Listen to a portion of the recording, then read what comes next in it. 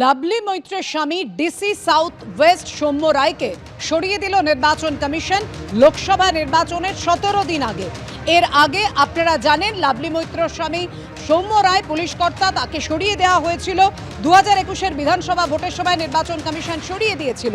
এবার লোকসভা নির্বাচনের ঠিক 17 দিন আগে লাভলি মৈত্রের স্বামী ডিসি সাউথ ওয়েস্টকে সরিয়ে দিল নির্বাচন কমিশন।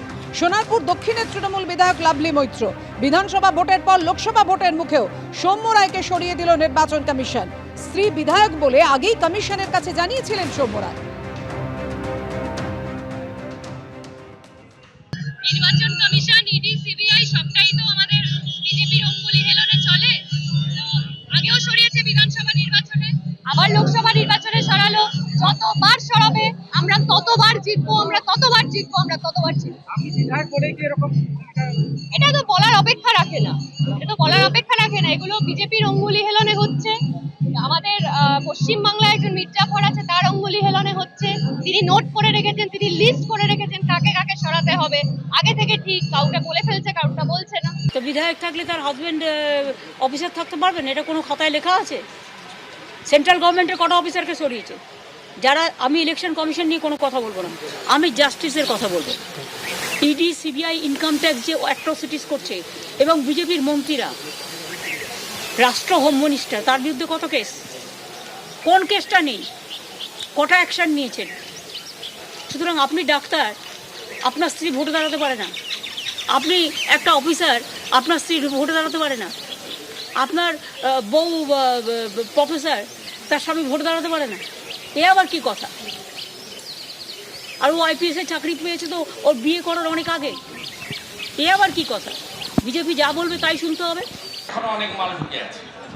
আগে ওয়েলফেয়ারের অফিসটা বন্ধ করতে হবে ভবানী ভবনে। পুলিশ কর্মচারীদের কাছ থেকে আইডেন্টি কার্ড, তাদের এপিক কার্ডের জেরক্স নিচ্ছে পোস্টাল ব্যালট লুট করবে বলে।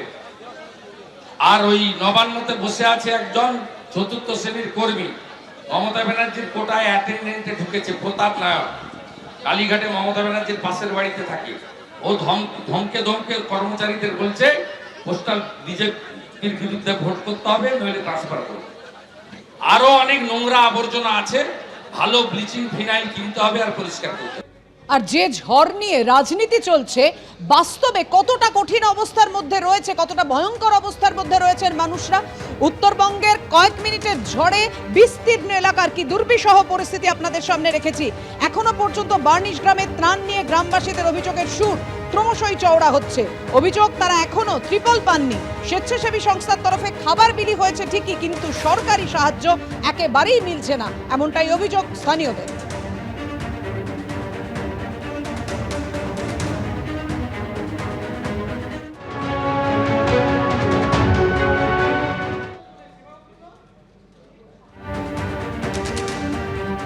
বিধ্বংসী টর্নেডোর পর দুদিন কাটতে চলেছে উত্তরবঙ্গের বিস্তীর্ণ এলাকা জুড়ে।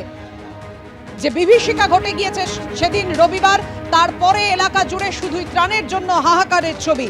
বার্নিশ গ্রামে ত্রাণ নিয়ে গ্রামবাসীদের এখনো বিস্তর অভিযোগ, অনেকেই ত্রিপল পাননি, অর্থাৎ ছাউনিটুকুও জোগাড় হয়নি।